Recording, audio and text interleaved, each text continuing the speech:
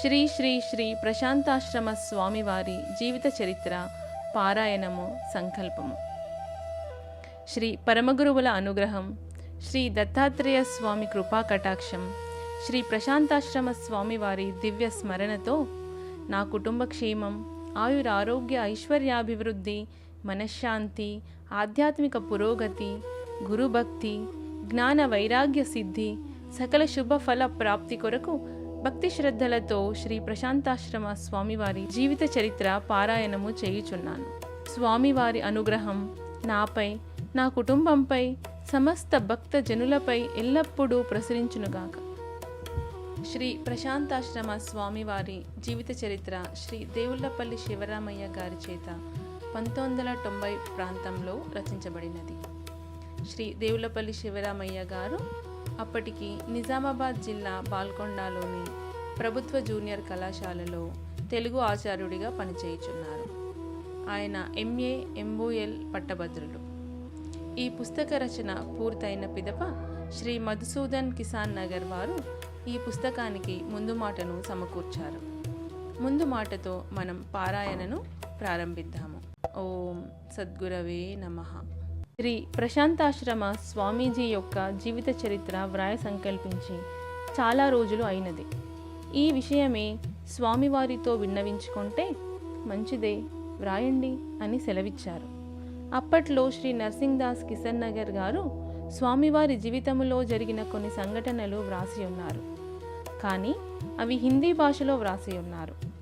తెలుగులో మంచి పాండిత్యం ఉండి, ఆధ్యాత్మికములో భక్తి కలిగి, అందులో స్వామీజీపై గురి కలిగిన మహానుభావులు దొరకక చాలా రోజులు ఈ పుస్తక రచనలో జాప్యం జరిగినది. భగవంతుని అనుగ్రహం వలన శ్రీ దేవులపల్లి శివరామయ్య గారు ఈ మహాకార్యానికి రూపమిచ్చారు. వీరు ఇదివరకు శ్రీ దేవి భాగవతము అను మహాగ్రంథము వ్రాసి ఉండేది. వ్రజభాషలో ఉన్న సూరసాగరము మరియు సంస్కృతంలో ఉన్న ఆదిశంకరాచార్య విజయము కూడా తెలుగులో అనువదించిరి. స్వామీజీ అప్పుడప్పుడు చెప్పిన సంఘటనలు, శ్రీ నర్సింగ్ దాస్ గారు సంగ్రహించిన విషయాలు, వారు వీరు చెప్పిన విషయాలు మరియు స్వామీజీతో తనకు కలిగిన స్వంత అనుభవములు అన్నీ కలిపి మధురమైన తన పాండిత్యంతో పుస్తక రూపముగా మలచిన శ్రీ దేవులపల్లి శివరామయ్య గారు ధన్యులు. స్వామీజీని గూర్చి ఏమి వ్రాసినా అది సరిపోదు, సూర్యుని ముందు దీపం వెలిగించినట్టే అవుతుంది. వారు మహాపురుషులు, మహనీయులు, సిద్ధపురుషులు.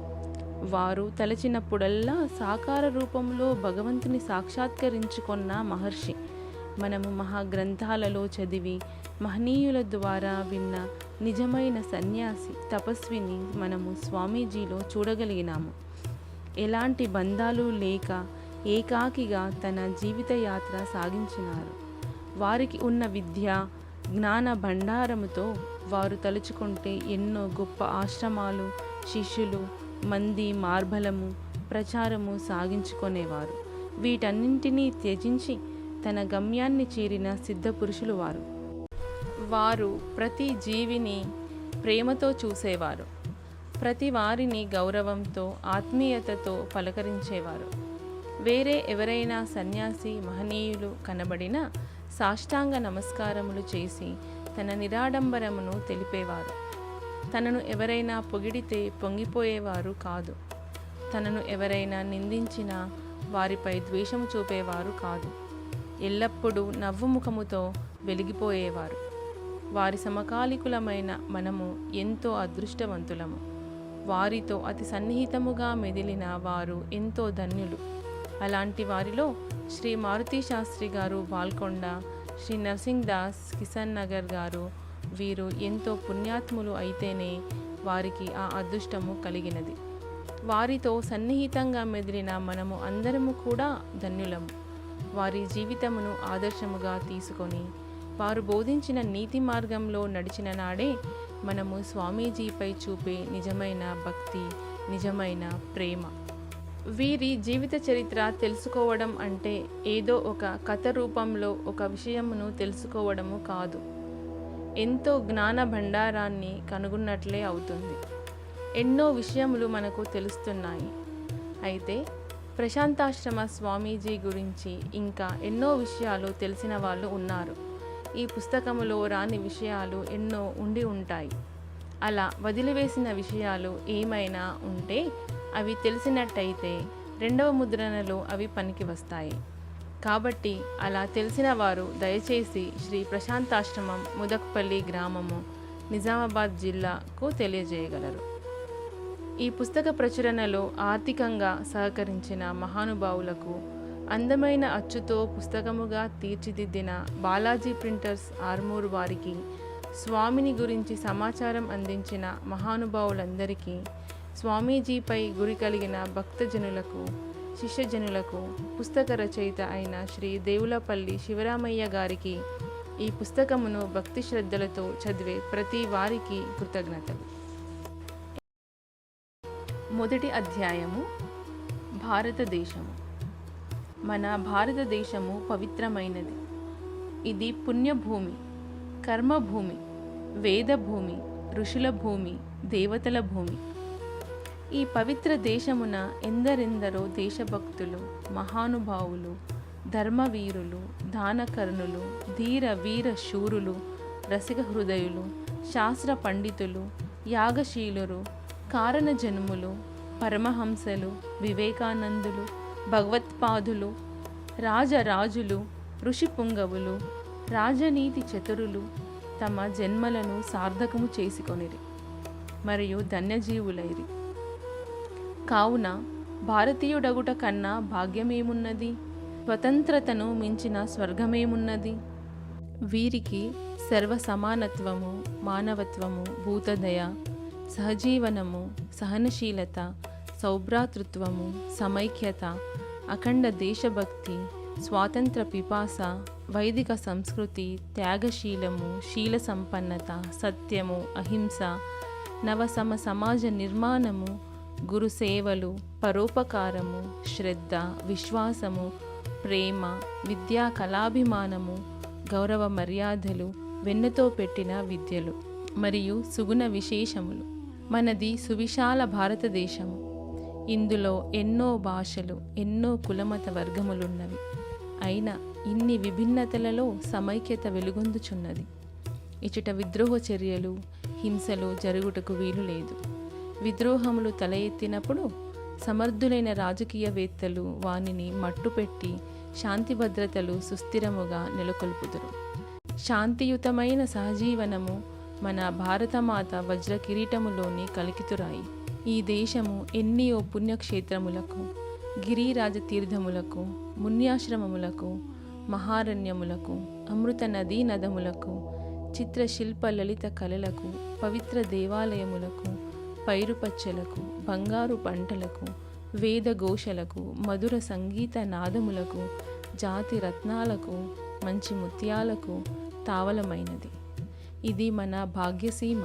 మన భారతమాత అరుంధతి, అనసూయ, సీత, సావిత్రి మొదలైన పతివ్రతలను, ప్రహ్లాదుడు, ధ్రువుడు మొదలైన భక్త శిఖామణులను, తత్వశాస్త్రవేత్త శ్రీ సర్వేపల్లి రాధాకృష్ణన్ పండితుడు మొదలైన వారిని, విరహమి హిరుడు మొదలైన ఖగోళవేత్తలను, సివి రామన్ మొదలైన విజ్ఞానవేత్తలను, గాంధీ, తిలక్ మొదలైన స్వాతంత్ర వీరులను, నాగార్జునాచార్యుడు, విద్యారణ్యుడు, శ్రీ శంకరాచార్యుడు మొదలైన మహితాత్ములను కడుపు చల్లగా కన్నతల్లి, మృత్యువును కూడా ధిక్కరించినట్టి మహిమాతిశయము గల మార్కాండేయుల కాలవాలము భారతదేశం. నైతిక సంపత్తి చే తులతూగు మహర్షులకు నిలయమైనది భారత భూమి. ఇచట ఎందరో మహర్షులు తమ జ్ఞాన విజ్ఞాన కాంతులను నలుదిశలకు వ్యాపింపజేసిరి. శ్రీ వివేకానందుడు, రామతీర్థ మొదలైన భరతమాత ముద్దుబిడ్డలు చీకటిలో దిక్కు తెలియని ఇతర దేశములలో తమ జ్ఞానజ్యోతులను వెలిగించిరి. కావున మన భారతదేశము జగతికి తలమానికమైనది. యజ్ఞము చేయువానిని భరతుడందురు. భరతుడను రాజు మన దేశమును ప్రజామోదముననుసరించి పాలించెను. భరత మహర్షి నాట్యశాస్త్రమును, రససిద్ధాంతమును నెలకొల్పెను. భరతుడను ముని ఆత్మనిష్టలో గొప్పవాడు. వీరి వలన మన దేశమునకు భారతదేశము అను పేరు సార్థకమైనది. భారతమనగా జ్ఞానమునందించగలదని అర్థము. భారతమను పంచమ వేదమిచటనే వ్రాయబడినది. మన భారతదేశము గౌరవ ప్రతిష్టలు స్వర్గమునకెగబ్రాకినవి. దేవతలు మన దేశములో జన్మించి పుణ్యము సంపాదించుకొనవలయునని 1000 కన్నులతో ఎదురుతెన్నులు చూచుచుందురు. ఒకనాడు ప్రపంచమున మన దేశము తలమానికముగా నుండెను. నేడు కుటుంబ సంక్షేమమున కెన్నియో రాచబాటలు వేయబడుచున్నవి. ఇట్టి మన భారతదేశము గౌరవ ప్రతిష్టలు, వైదిక సంస్కృతిని కాపాడుట, పొగడుట ప్రతి భారతీయుని సహజ ధర్మము. మన భారతమాతకు హిమగిరి కిరీటము, బాలబానుడా కిరీటముపై నెర్రని క్రాంతులు విరజిమ్ము కెంపుల జాతిరత్నము. ఆ తల్లికి కాశ్మీరము మేలి ముసుగు, గంగా, సింధు, యమునలు కంఠహారములు, తూర్పు పడమటి కనుమలు 2 చేతులు, కన్యాకుమారి అగ్రము పాదపీఠము, ఇతర దేశములు భోగభూములు.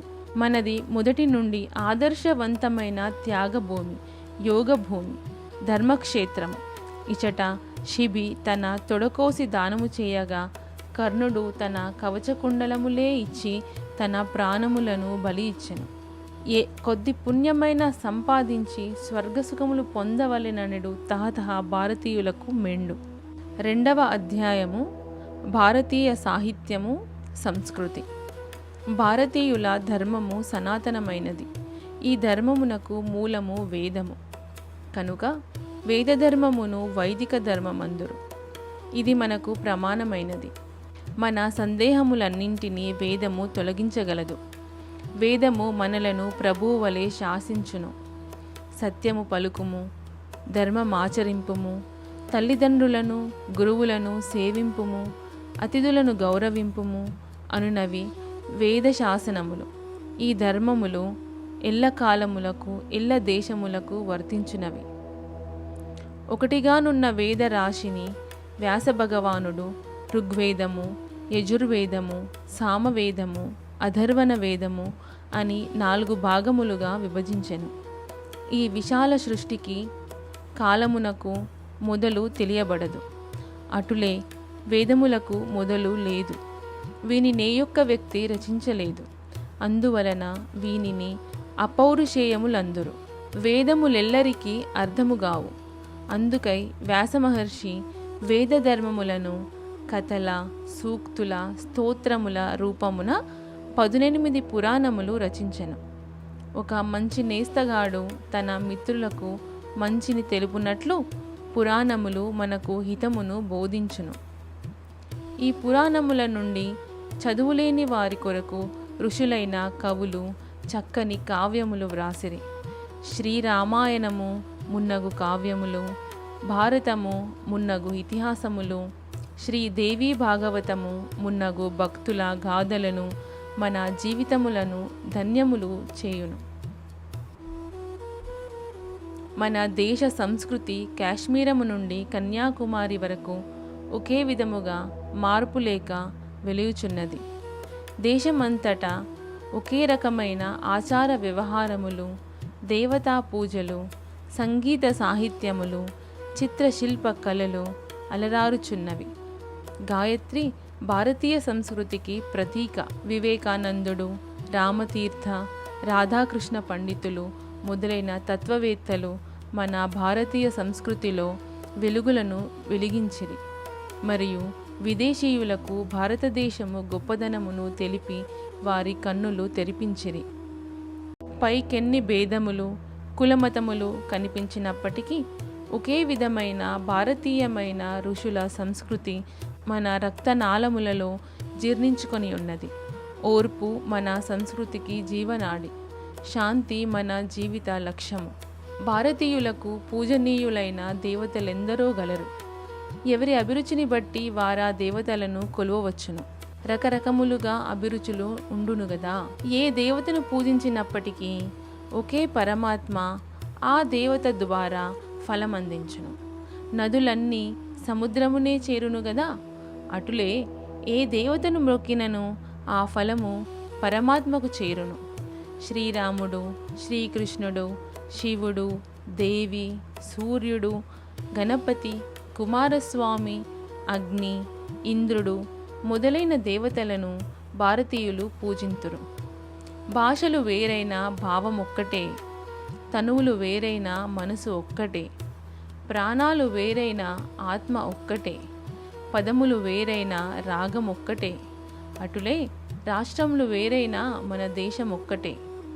అది అఖండమైనది, సర్వతంత్ర స్వతంత్రమైనది, సమైక్యమైనది, సమృద్ధమైనది, ప్రజాస్వామికమైనది, అలీనమైనది. మన భారతీయ విజ్ఞానము సాటిలేనిది. మహా ఋషులు తమ ప్రియ శిష్యులకు గురుకులములయందు ఎన్నియో తత్వరహస్యములను తేలికగా బోధింతురు. ఇట్టి మన జాతి సంస్కృతులను తెలిసికొని మన భారతమాత మెడను మల్లెపూల దండ చేత నలంకరించుట ప్రతి భారతీయుని ధర్మము.